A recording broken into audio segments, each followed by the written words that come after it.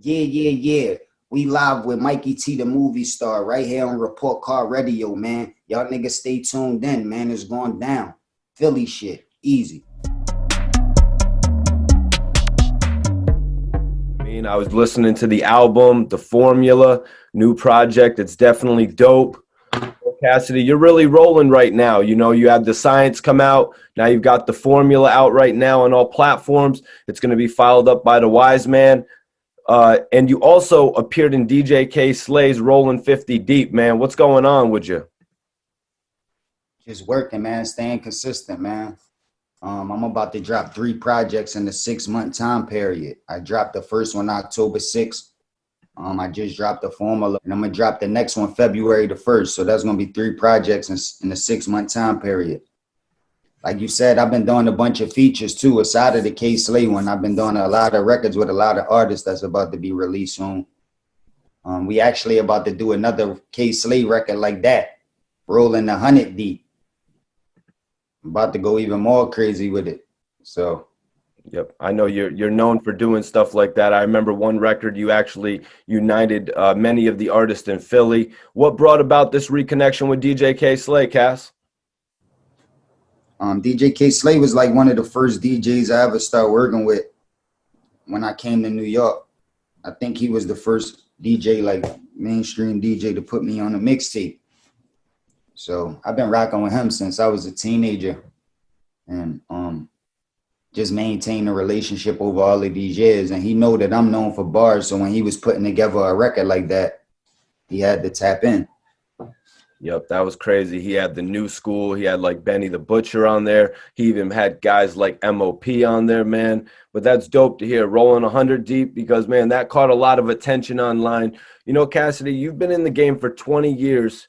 Right now, how are you feeling about everything that's been going on as of late? You know, pandemic, quarantine. How much has it affected you?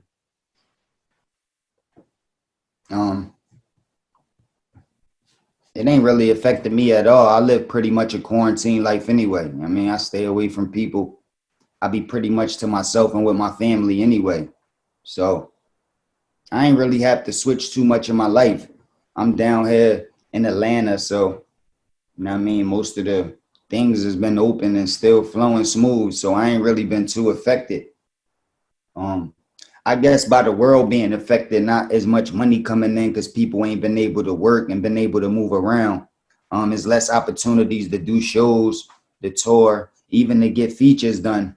You know, artists might be struggling, might not got the bag that they used to having. So it could affect you in that way. But I try to stay busy and have a lot of other shit going. So if I come through a dry spot or a hard time in one area, I got other areas that hold me down. I've been out for so long, I'm used to this. This not the first like pandemic or like problem or trouble that I went through where I had to maintain. So I'm pretty good. So, Cass, on the album, The Formula, let's talk about the formula a little bit. One of the first things that caught my attention that you says that was that you made your first $1 million. I want you to take me back to making your first $1 million. How did that change your life? I was young at the time, so it ain't really changed my life that much, the actual money. The success and the fame that came along with it, people recognizing you, knowing your name, knowing who you are, that changed my life a lot. But the actual money, it didn't change my life too much. Um, yeah, I can't say the actual money changed my life too much. I'm not really interested in money. I'm a hustler. I know how to get to it, and I know there's a billion ways to get money. And if you smart, you could figure out how to get money in a lot of different ways. So money never really affected me. I always wanted to be that boy to be the best lyrically. So that was my main focus, and shit wasn't going right as far as the business go and how I wanted my career to go. So even though the money was coming in, I still wasn't like in the right place at that time. It wasn't like celebration time and I was super happy. I was actually frustrated. When I had the most money was when or the most money coming in. That one time when I had the most money coming in and flowing in is when I was like probably the most miserable. You said on the album, The Formula, I wasn't even 20 when I signed. How old were you when you actually signed your first deal, and what do you remember most about it? I was 17 years old. Um, I had Philly on fire. I was on the site for running around just killing Philly. So I got called out to New York. It was with the Rough Riders. I signed my first deal. And it was in a three-man group, Larceny Family, me, Shiz, Lansky, and Kyle Akbar.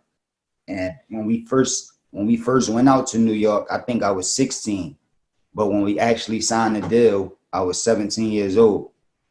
I had to get my parents to sign for me. You know, when you sign a record deal, if you're not old enough to sign off for yourself, your parents got to be present to actually sign the contract for you. So that's how it went down. That must have been a crazy reaction to your mom and dad seeing you involved in a record contract like that. You know what I mean? For sure, for sure. But you mentioned it on the album cast, so that's why I want to go here. We haven't actually spoke on R. Kelly really. So you mentioned R. Kelly on the formula, but could you tell me about actually first meeting R. Kelly? Um, I met R. Kelly when I was working on my first album. He was on my first single, Hotel. So when I was wrapping up the album, I had a lot of songs done already. We was like about to wrap it up, but I needed that like big single. So we was looking for a certain type of feature, like a singer type of feature. The label that I was on at the time, J Records, they was like a pop label. They was used to working like big top 40 type of records. And I had like more hard street records. So I needed like a type of record that they'll be able to work, that'll be able to cross over and things like that. So we was thinking about a singer to put on it, and um me, Swiss Beats, Grady Spivey was an A&R that was down at the time. We all came up with the idea to get R. Kelly on the song. So we had the idea for Hotel and the direction that we wanted to go, but we put it together to go meet R. Kelly out in Chicago. So we went out there, and we went in the studio. Um, he was just in the studio. We played the beat and let him know the concept, and he just started singing right away. He just started singing all type of crazy hooks.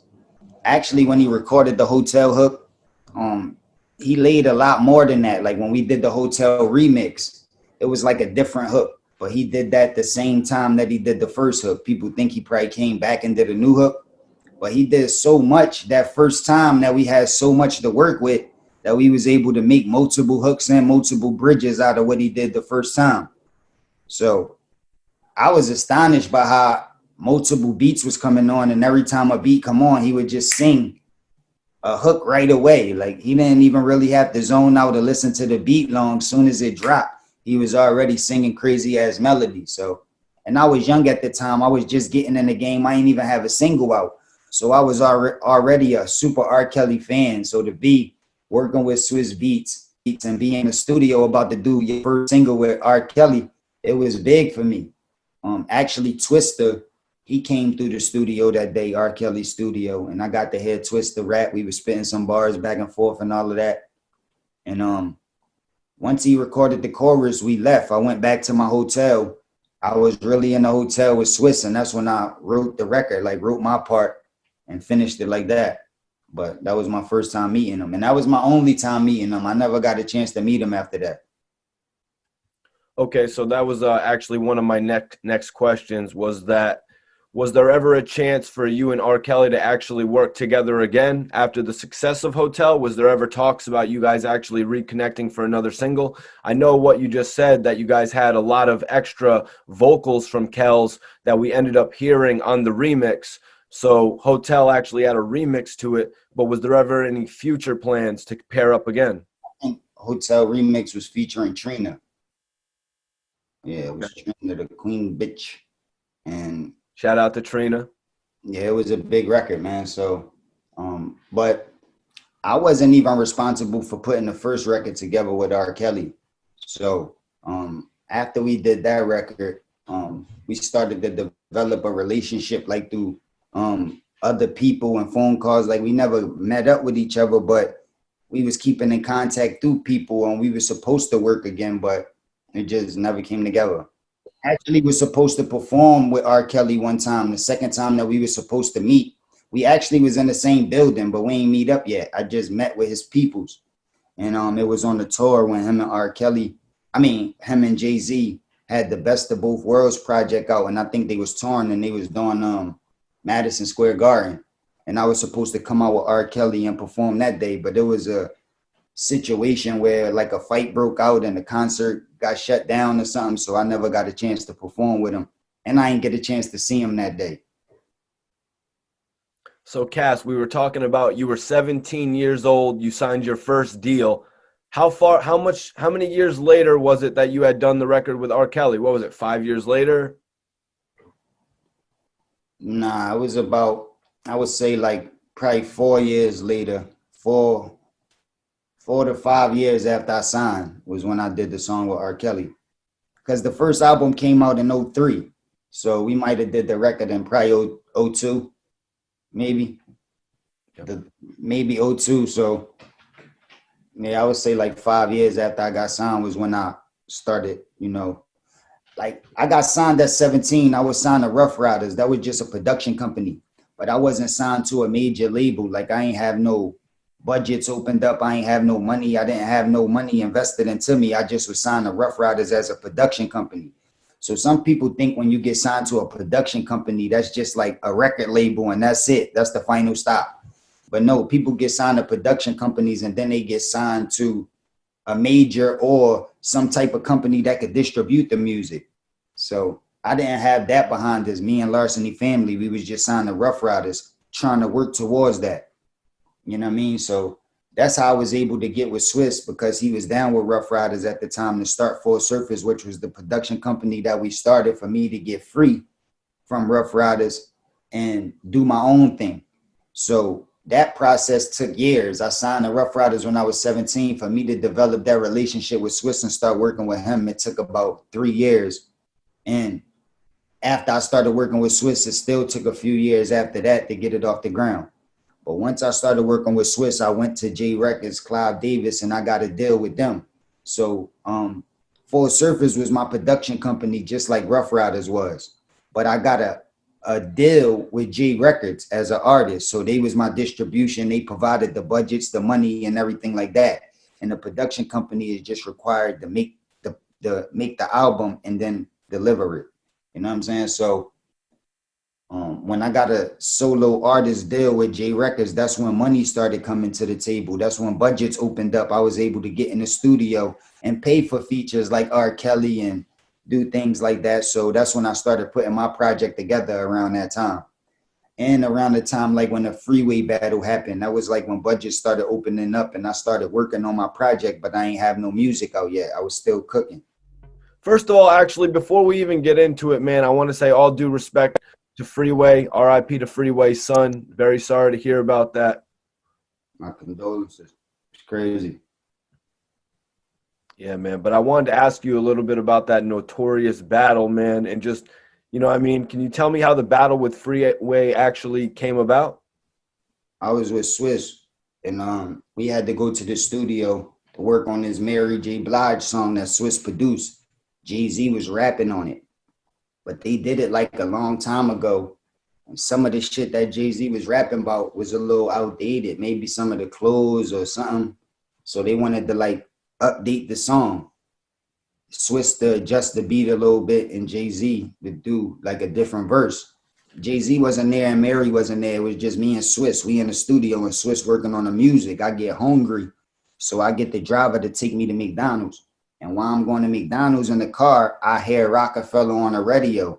And this one, they had that time, it's like a legendary time that they was on the radio in New York. And they was all rapping and going crazy on that jump. And Jay-Z was saying that he had the hottest young boys in the world and they was willing to battle. And he said somebody called up the radio station and asked to battle, but they only had $1,000. So he was like, holla, and they was making fun of niggas, and they wasn't talking about me, but just me coming up at that time and being the young nigga that was really active.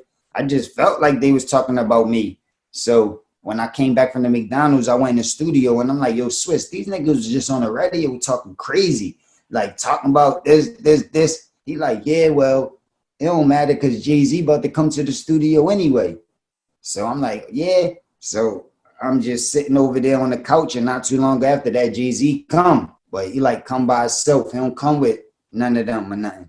You know what I mean? And Swiss introduced me as the hottest, you know what I mean, up and coming artist. Like I'm his artist, I'm hot as shit. And he like, what? Hove like, what? You ain't just hear my young boys on the radio? I got the hottest young boys. What? Like, he don't even look. Then he start coming at me. He like, man, yo, this nigga don't even look big enough for Beanie. Look how small he is. Like, I know you don't want it with free. He like, what? How old is you? What I gotta put you against my 16-year-old Chris? Cause you like you look a little young. And he start like coming at me. Then he sat next to me and start really coming at me. So back then I was like a little high-headed. This before I had any success. I was like straight off the street. So I stood up. I'm like, nigga, I don't give a who you called through here. I would kill any of them niggas. Like, I don't give a like, what are you talking about? Like, nigga, but he wasn't familiar with me at the time. You know what I'm saying? A bunch of niggas be having little rappers, but he must not have knew the type of rapper I was. So he called them through. Yeah, we got some nigga in the studio. I need y'all to come through. So he start calling niggas through. Swiss start calling niggas through. Rough Riders was in the studio right down the street. So niggas started pulling up. Next thing you know, Beans come through with Oskino, Chris, all them niggas come through. And we're free. And when they all came in the room, all our niggas in the room now, cameras rolling, like, now, who you say you wanted to battle? I'm like, nigga, I told you, I ain't say I wanted to battle none of these niggas. I told you any of these niggas could get it. Like, you know what I'm saying? And that's when they started like, yo, who gonna go? Who gonna go? And the niggas like, free, go ahead, free. And I guess probably because Free just killed it on the radio and they was working on his project at the time. Free was like that, like one of the top niggas. But I don't think that was a good decision, especially because they was working on this project and the type of style he got. I don't think, because I'm from Philly. I know them. Like, I know everybody that's there. I know how they rap. So I'm thinking they going to definitely choose Beans. You know what I'm saying? But Beans knew how I give it up. When he came in the room, he like, oh, shit, B from the Cypher. You know what I mean? He knew. They didn't tell him it was me. So they thinking it's just some regular nigga. So they come in there and they see me. They like, oh, shit. So I'm thinking, like, if they don't pick Beans, they got to at least pick Oskino. Like, you know what I'm saying? They can't pick Free, like, with that in and out flow he got is Right. high on beat. But Right. battle style is going to be hard to catch niggas. And they kept picking Free. So I'm like, and that's how the shit went down. And that's why if you watch the Free battle, he like, man, like when I'm like, you ain't fucking with me. He like, man, you want to bet? I'm like, nigga, we could bet. We could do whatever. You not fucking with me. That's why I'm saying it like that, because I thought they was going to replace Free with somebody else. You know what I'm saying? That's what I wanted them to do. But they ain't do that. And that's how the shit went down. Well, you definitely got the number 2 guy, if you could even look at it like that, because I mean, Beanie, Freeway, the Young Guns all became formidable artists under the rock. But I want to ask you, Cass, who did Jay-Z and Swiss look at as the winners of that battle? Oh, you already know. You already know. Like, they was frustrated at Free. Mac was screaming on Free when he left. Why the fuck you stop? Like, it was like a. But after they all left, Jay-Z still had to stay. The latest verse for the Mary J. Blige song I was telling you about. So I'm in there, I'm rolling up, and he gave me my props. Like, you know what I'm saying? He slept on me before that, but niggas ain't had no choice. It was like obvious. Like, you know what I'm saying? Right. And he quit, like, put on a beat. Nah, straight raw. He quit. He stopped rapping. So back then, before like these new battle leagues and all that shit, those is the rules. Like, once you pause or mumble, the other person start rapping again. And if you stop or you quit, it's over. It's like you lost. It's like that's how it used to be. So it was clear in everybody's eyes who won. So I said that maybe the most likely versus battle for you would be Meek Mill, but do you ever see something happening with Freeway again in the future? Maybe a versus or even just a rematch battle? Nah, I don't think that'd be a good idea right now. Like, you know what I mean? After all of this Time, I'm not really interested in battling them, but I would, you know what I'm saying? I'll battle anybody if the situation is right. You know what I mean? I'll battle my wife, man. Like, you know what I'm saying? I don't give a fuck who it is. Like, if the money right, situation right, we can make it happen. One of the songs I was just listening to is one of the joints we did with Static Selector. I was talking about some chess shit in it. Like, I did this chess scheme. Not Bobby Fischer or Joshua Wakeskin, but I'm great with the pen flow, tougher than snakes. Y'all gotta pull it up. It's me and Free on the Static Selector, John, and we did some other shit too. Like me and Free, we worked after the battle. Hopefully, we might work again. But as far as battling, I don't know. And the verses, um, I don't know if Free would be a good versus for me, but I mean, I'm willing to do it. It don't matter. I do a versus against anybody. My clip's so crazy. If you go on any of these platforms and you look at how much material I drop and look at my top songs, it's like dudes that's been out 10, 20 years even before me don't got a catalog that huge. Like, so I got a lot of shit that I could touch on. So I'm ready. It don't matter. I mean, I could think of 10 off the top of the head, you know what I mean, just to get started, just the first hour. Like, I'm gonna bring out some sneak stuff that people not probably even aware that I wrote. And when I play these joints, it's like I got a lot of stuff, so I'm ready. Right. Even down to your commercially appealing street records. You know what I mean? So B-boy stance, AM to the PM. that's the reason why I don't think I got no competition, because I go so crazy with the bars and just blacking out so crazy on that street shit and that hard shit that it's gonna be hard to find anybody that could just go that hard. But if they do go anywhere near that hard, they'll never have top 40 records, like big records. So to do both is like pretty much impossible. And there's not too many artists that could match that. So it's going to be hard to find a person that'd be a good versus for me. So did you ever get to have that battle with Beanie Siegel? Nah. Beanie Siegel always respected how I gave it up. He actually a fan of how I battle. He used to be tapped into the cipher. And when I first met him, he told me that he used to listen to me all the time. And that's why when the freeway battle happened, he came in like, oh shit, B from Philly, because he knew me. Like, he knew how I was giving it up. But after that, you know what I mean, we developed a relationship. We did records. The record with me, him, and Fabulous, you already know. That's a record I put together, had Beans come through because I always wanted to do some shit with him. So I put that together with them. I want to ask you, man, did you ever get a chance to meet Dark Low when he was rocking with ARAB? For sure. Definitely. I actually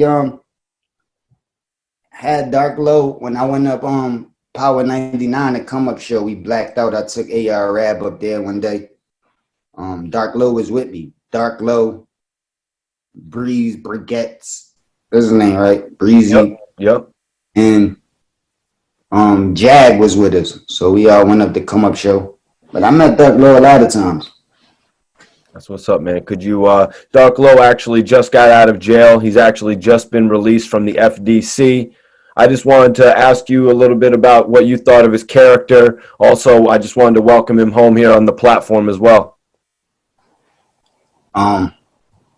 See, a lot of people from the outside looking in think that I had issues with people in OBH.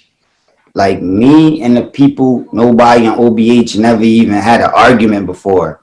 Like, I never even raised my voice, and nobody never even raised their voice at me before. Like, it's always been love. The last time I was around Dark Low, he was having some issues with his PO. And his PO was like giving him problems. It was so long ago, I can't remember the issue, but I think it was about traveling or the time he was staying out or whatever. So, you know what I mean? I had wrote a note to his PO to let him know that he was down on his music shit, and I had him covered so he could move around better. You know what I mean? Made his PO ease up off of him. So that was the last time we was around each other. After that, I just seen him on the blogs when AR started going crazy on the blogs. He was just with him. Like, you know what I'm saying? So we never had no communication after that. But the last time I seen him, it was all love. There was no real issues between us. You know what I mean? So for you to actually bring Low up on the radio station with you, did Ab like approach you like, yo, this is my guy Dark Low, he actually raps too? How did that go about? Yeah, I knew them from, that's how I met them. I knew them from the beginning from rapping. You know what I'm saying? Like when I first got down with AR Ab, it was a different OBH. Like it was other rappers. Like, you know what I mean? Like some of them niggas that I said told on me when we all caught the case, they was like rappers that was down with Ab. You know what I mean? So it was different OBH. But as the years passed, he started getting more niggas and you know what I mean? He started telling me, yo, this nigga and this nigga and he, you know what I'm saying? And on the strength of him, I started to develop a relationship with them. You know what I mean? And that's the reason why I bought them on the radio station because they was connected to him. That was his team. Just like Jag was like connected to me. So, you know what I mean? That's the reason why I did that. I never was OBH or I never like signed the OBH or even like I only was dealing with Ad. Like, you know what I'm saying? But that was his team. So, you know what I'm saying? I was showing them love, always shout him out or do whatever I could do to help them because that was his niggas. Facts, man. Definitely appreciate that. Welcome home to Dark Low. Definitely a new story that many people probably haven't heard right there as well. Cass, that's a real thing that you did, man. It sort of reminds me of when Irv Gotti told me that he first signed Black Child. Black Child was on probation, and he was like, here's a $30,000 check. Take that back to your PO and let him know that you have a real job here. So that's commendable. You know what I mean? Giving Dark Low a platform like that so we could show that he was really about this music. Yeah, because I was on probation for the longest from dealing with that case, that situation, that shit I caught. So I know what it was like. But through the grace of God, I was able to work it out with all of the POs I had and figure out a way to still move around and make it happen. But I know the pressure that be on you. So that's why, you know what I mean? There was no problem for me to do it. As soon as he asked me, I'm like, yo, I got you. And he was moving around doing the music shit with me.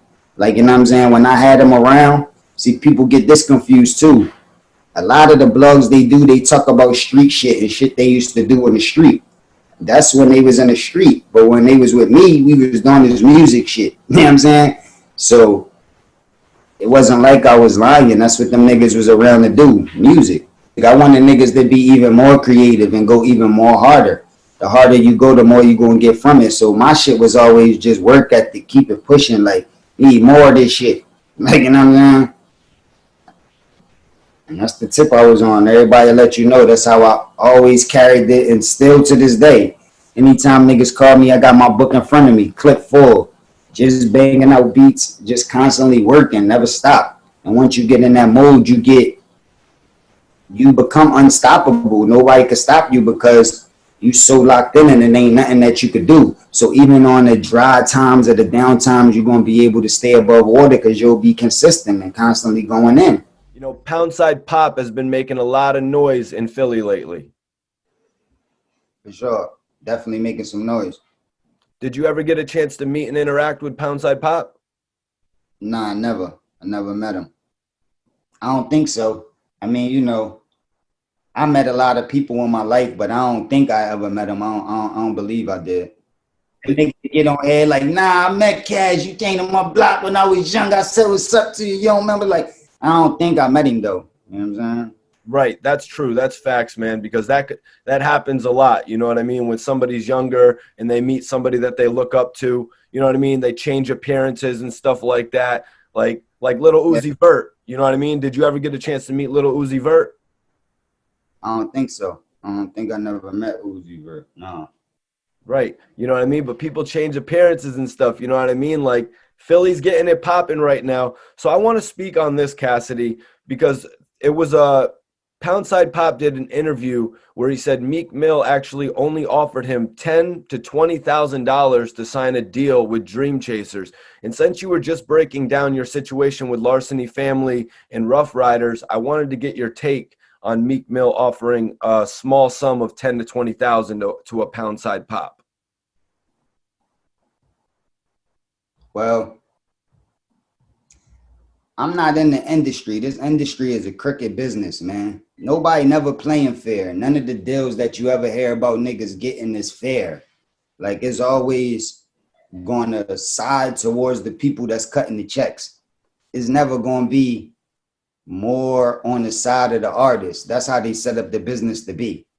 So I guess when you're an artist and you're trying to get in the business, you got to make a decision what you're doing it for. Is it for the culture, or is it just for a bag? Is it just for money? You know what I mean? And that'll help you make all the decisions that you need to make in the future. But if you in it for the bag, all of the time, in business, whatever business you do, sometimes you might got to make sacrifices in the beginning to get the bag in the long run. And if you believe in yourself, sometimes you might got to do that. So I can't say what's the best decision. I don't even know what type of situation Meek was offering them or providing for him or ready to give him, or I don't even know what the situation was. But what I'm saying is sometimes don't just look at the money. You know what I mean? Sometimes opportunities is better than money. Sometimes people got a bunch of money and spending it every day trying to build connects and figure out how to get it done. And they got the money, but they just don't know what to do with the money. And people know that they don't know what to do, so they taking advantage, charging more, not really giving them nowhere to go. So they just blowing a lot of money. You know what I mean? So it ain't always about the money if you get the opportunity to be successful and shine and get lit, because now your brand is worth money. And if you figure out a way to capitalize off it, then you could be good. But every artist is not the same. Every artist don't know the same information, and every artist not trying to take the same grind. So I would have had to see the contract and to know the details to be able to elaborate more on that. But this is a business, and like what Popside did, if somebody offer you something that you don't like, you got the right to turn it down. You don't have to sign it. Nobody got a gun to your head like, yo, take this 10,000. If that's not what you feel like you worth, you feel like you worth more and you feel like you deserve a better situation, then turn it down and keep it moving and believe in yourself until the next situation come around. Because that's what I did plenty of times. Plenty of times I had to turn down deals, offers, opportunities that plenty of people were saying you should have took. Like when battle rap like started getting a little more popular and started to get more money in it, they started offering me smaller amounts, 20,000 in the beginning. Then it went up to 40,000. Then it went to 50,000. Then it went to 75,000. And I'm turning these offers down. And I hear people like, yo, he should have took that. What is he doing? He's so stupid. Yo, you would never get this type of money. And because they just ain't understand the business. They didn't understand what I was worth. They just commenting off what they was used to until I came back and got 250,000. And then it looked like, you know what I'm saying? But if I would have took them lower numbers, I would have never been able to get to that number. You know what I'm saying? So these people just got to understand the business and what they worth and believe in yourself. And you don't got to take what niggas offer you. You know what I'm saying? So it is what it is. What's up, Cass, man? I appreciate you giving your perspective on that. But let me give y'all some, like, let me give you some, like a breakthrough story. Before Meek got his deal and before Meek got on with Rick Ross and them, I offered Meek a deal and he turned it down. You know what I'm saying? With the situation that I had with E1 at the time, you know what I'm saying? They was willing to give him an opportunity. Wasn't the best opportunity, but it still was a situation, and I offered it to him and he felt like, you know what I mean? He wanted to do something else. So, you know what I mean? Sometimes it is good to accept deals and sometimes it's good to turn them down. It just depends on what you see best for you. You know what I mean? In your brand. Yeah, do you think that would have opened up an opportunity for Meek to release his Flamer mixtape series on E1? I'm not sure around the time limit. I think it was after he probably released some of them. Right. But We're just trying to give him a bigger platform. yeah, for sure. Like, yeah, I was bringing them out to New York and bringing them to shows and just letting a lot of people know about them. And you know what I mean? And when I was doing that, the people that I was down with was saying, like, if you wanted to sign him and bring him on under you, we'll give him an opportunity, like, because he buzzing. So I let him know that. You know what I mean? And Yeah. that's how it goes sometimes, though. You know, you don't have to take deals if you don't want to take them. So if it wasn't enough money or it wasn't what you expected, you can turn it down. Or you could just counter offer. Like, you know what I mean? You can have your peoples write up something different and hand it back and see if they accept it or not. So I want to ask you about Gilly the Kid. Did you two ever have a relationship, being that you were both from Philly? Um, What you mean as far as relationship? Like we knew each other. I knew Gilly before I had a deal. Like I was running around battling even back in the day. So like Dutchy man, he wanted me to be in the figures. Like he came to me and wanted me to be in the figures. And he was in another group, like you know what I'm saying, and he wanted me to be in that group too. So it was times when like me and Nina Ross, like we went down in the house with all of the figures and it was just me and her. She wasn't my team, but we was rocking with each other at the time and we went there giving it up, was like giving it up to the figures. So and plus we from around the same, pretty much the same way. Like you know what I'm saying? I grew up at 17th and Erie. So they like not too far away. So we was around the same hood. So I knew all of them. Like, you know what I'm saying? Ab Lava used to come and pick me up in this truck. Them niggas is older than me. So I was like a super young boy. He used to pick me up in his truck. I used to be spitting bars back then and he knew I was a monster. Like, you know what I mean? So niggas knew me from way back in the day, even before I had a deal.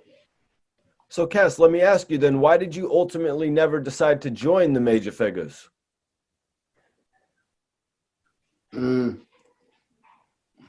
nah, I just, like at that time, especially, like, I just wasn't in, I just was trying to develop myself. Like I was really on some cash shit. Like it's just me. Like I wasn't really like in no group type vibe. Like I ain't even really understand the business enough of a group.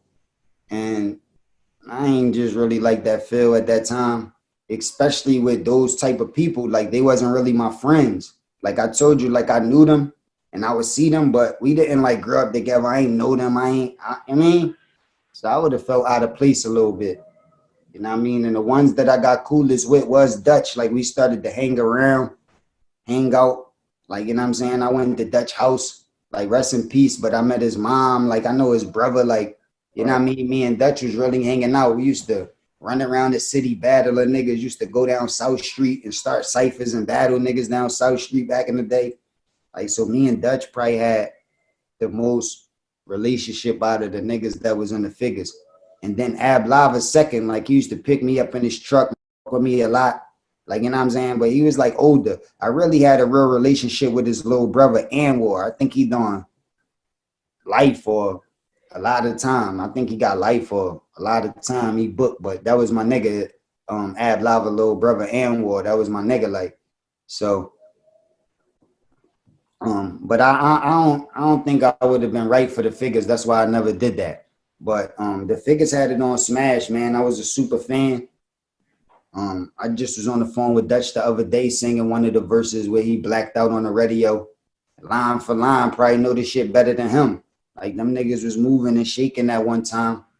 And you know what I mean? So God give it up for them. They did a lot for the city and inspired a lot of niggas that came after them to want to rap and do their thing. So can't count them out. You can't, like, you know what I mean, forget about what the figures did. They say that Jay-Z modeled state property after the figures. Do you find any logic in that? I'm pretty sure, man. That's what these industry dudes do.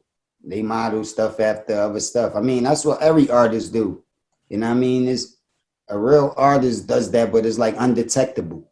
Like, you know what I'm saying? When you could take something, you could thieve something, but it's undetectable, you know what I mean? Then you a real artist.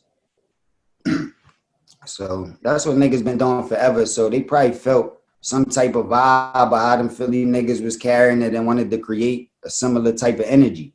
You know what I mean? But it's only right. It was winning, so why not? And then you see state property won again. And so it wasn't a Right. bad move. I mean, it is what it is. And that goes back into what you were saying earlier about Jay-Z wanting state property to be the forefront of Philly. But honestly, at that point, you had become the face of Philly. So you sort of sidetracked his plan. For sure. For sure. Yep. Yeah, for sure. I definitely put a little wrench in this shit. Monkey wrench. Yep. Yeah, I definitely played a little part in that. But I needed to, because at that time I was trying to get on and they was a whole team. They had a whole clique. There's a bunch of them niggas repping different parts of the city and all that. And it's just like me.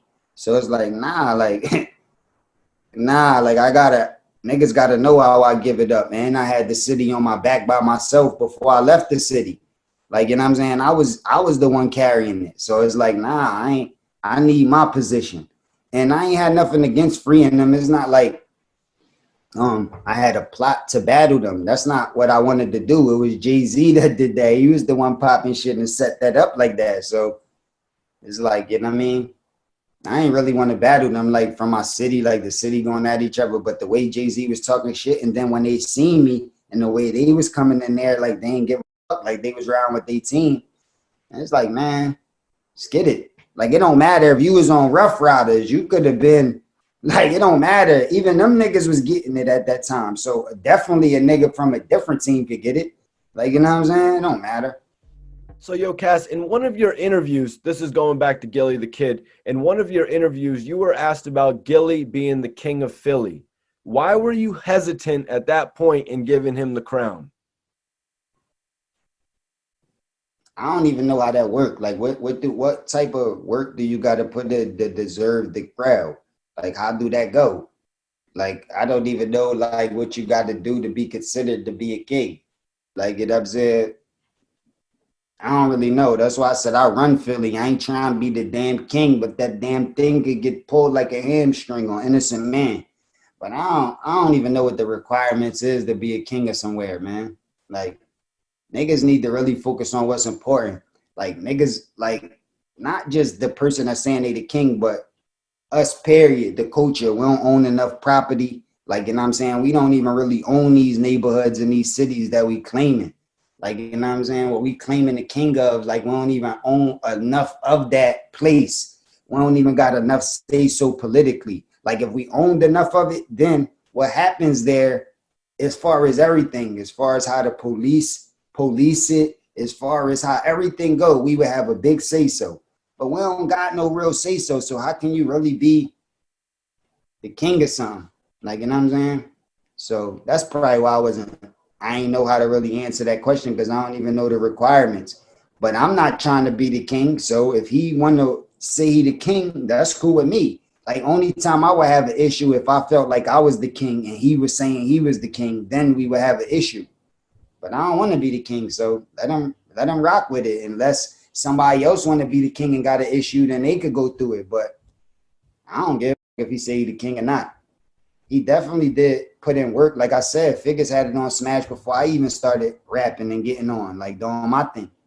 So I guess for that reason, as far as the time period that he did his thing, and you said that Jay-Z modeled state property after him, which was a bunch of other people that came from Philly. So in that aspect, he might look at it like, all right, who knows why he say that? I ain't never talked to him about it, but it's cool with me. I don't got no issue with that shit. Well, you know, King of New York, King of the South. You know what I mean? I don't know, man. I don't want them titles. I don't want to be the king. I don't want to be the top goon. I don't want to be none of that. When I rap, I want to be the best. Bars, I'm the GOAT. I'm the greatest with this rap shit. That's what I claim. Nobody can claim that they better than me with this shit. In no city. I don't give a you from my city or no city. So that's what I rap. All them other titles, I don't give a about that.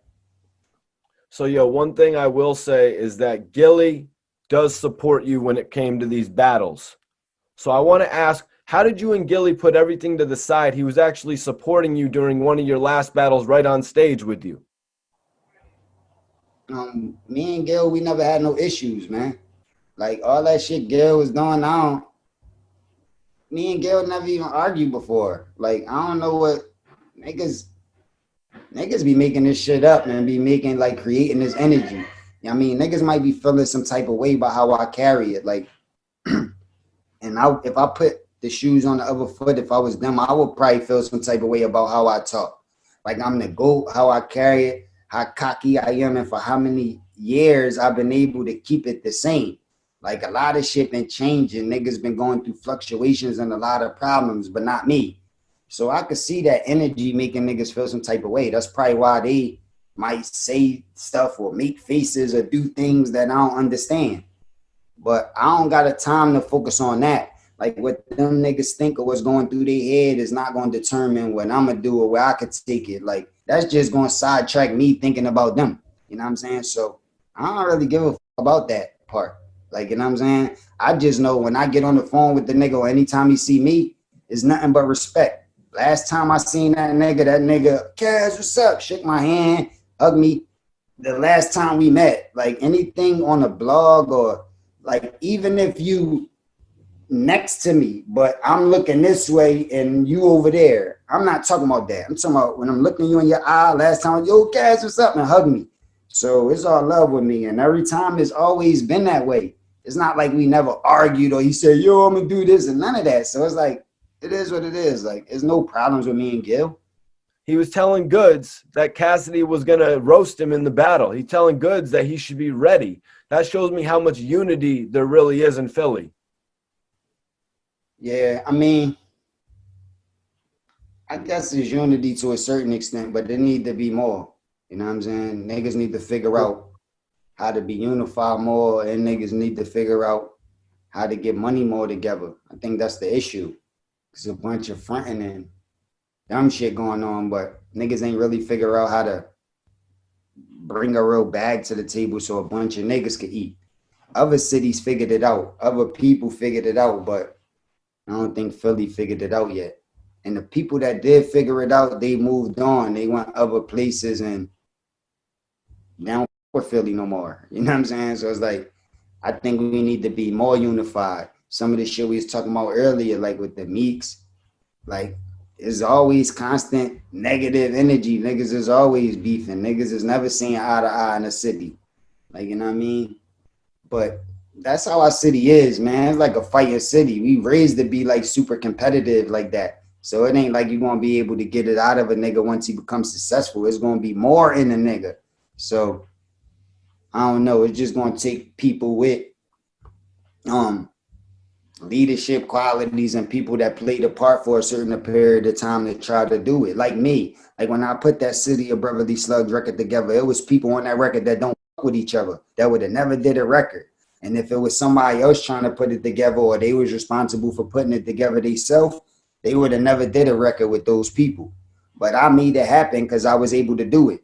You know what I'm saying? Me throwing that thing in Philly was able to bring people out and show people that the city is a certain way, like in a big way, like in a big look, like foreign sitting outside, like everybody partying the whole night. This shit is a sold out shit. Shit look lit for the city. Like, you know what I'm saying? It's just going to take people that's in position to start playing certain parts to help the younger niggas fall in line more. Because now all that they see is the key to success is dissing niggas and beefing with niggas and exposing niggas. And that's the key to success. Even to this day, like a recent project I just dropped called The Science. I dropped the project after that called The Formula, but on The Science is featured with K Walker. Another nigga from Philly doing battle rap and music, up and coming. You know what I'm saying? But I'm still tapping into the city, reaching out, doing shit with niggas to keep it moving. Like, you know what I'm saying? And I'm never gonna stop. Just did some shit with Brizzy on the beats. He on my new album. He did the Rule the World track. You know what I mean? Crazy producer from the city, up and coming, shutting shit down. Like, you know what I mean? So I'm still trying to tap in and work with the city and work with niggas. Like, you know what I'm saying? My graphic designer from the city, from Philly. Danny, like putting niggas on, just trying to, you know what I mean, constantly tap in with the city and bring niggas together in any way that I can. You know what I mean? Yeah, I just seen you and Cicero in the same video. I was kind of shocked. Yeah, for sure. What video? Hold on, what video? It was it was a video that was after one of the rap battles. You know, when you was doing an interview and Cicero had walked up. I was really shocked to see you guys together. It seemed like you guys had issues, but maybe it was just really a music thing. You know, I raised Cis, bro. Like from day one, I had Cis around me. Him and this nigga named Tanner Black, they used to be like in a little group. And I don't know if they was in a group or they was just close or something like that, but I know he used to bring them to my house. I used to teach them niggas about shit, how to put bars together. Them niggas used to hear my shit all the time. And because of that, when he started to started to do his thing, he got a lot of comparisons to sounding just like me. Everybody like, yo, you sound just like Cass. And it went from like, when you're trying to get nice and they say you sound like Cass, it could be flattering. But after you feel like you got your shit together and niggas keep comparing you, you could get frustrated. So the frustration started leading to niggas saying and doing shit. So that's where it seemed like we had some type of beef and all that. But there wasn't no real shit. Like I remember he was around with Game, and I seen him at a concert. We was doing like Summer Jam or some shit like that, or one of them type of concerts. You know what I'm saying? Out and he was fucking around with Game at the time, and we had to go run down on him like Game with me, like you know what I'm saying. So as soon as I seen him, I had to talk to sis, and I had to ask him like, "Yo, sis, like, come on, bro, like you know, like I mean, like stop it, man, like." But that was old shit, like you know what I'm saying. That was old, a long time ago. That video you seen was more recent, like you know what I'm saying. I think like last year or something when we had the battle. So you know what I mean? That shit was old shit. Niggas put that shit behind them. Sis cool. And I knew the reason why I was going like that. It's not because he really hated me or had no animosity. He just was frustrated with, you know what I mean, shit he was hearing and shit that was going on. So I kind of understood it, but, you know, I still had to address it a little bit. You know what I mean? So even when I used to do records, like I was addressing him and Mook at the time when I did the block pop, but the strip for Rocks got a fist for bull pop shit, that hot shit I got a clip for. Like, you know what I mean? I was like sending little, but it wasn't a big enough issue for me to like really go crazy on them and like make it a big deal. And I knew it wasn't nothing from the beginning. So as soon as we got a chance to talk and all of that shit, patched it up and that shit went about now. What did you think about when the Game picked Cicero up? And is that when you guys sort of disconnected? Nah, I was before that. When he got with Game, that's when I got the chance to holler at him about it. Right. You know what I'm saying? But Game always been my nigga. Like y'all could pull up videos with me and the Game in the studio freestyling with each other.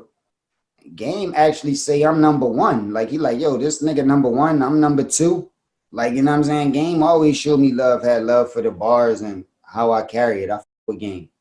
Even on records, like I think when he dissed Meat, he had like mentioned me, riding through playing Cass, like Game fuck with me. So I definitely fuck with Game from the beginning. And so I know when he got with Sis, it was for a reason. So Sis had that Cass in him. Like, you know what I'm saying? I said I raised him, and that's what Game like. He liked that type of shit. So because Sis had it in him, that's the reason why he probably was around Game. So, you know what I mean? It was like flattery to me. I was happy to see that.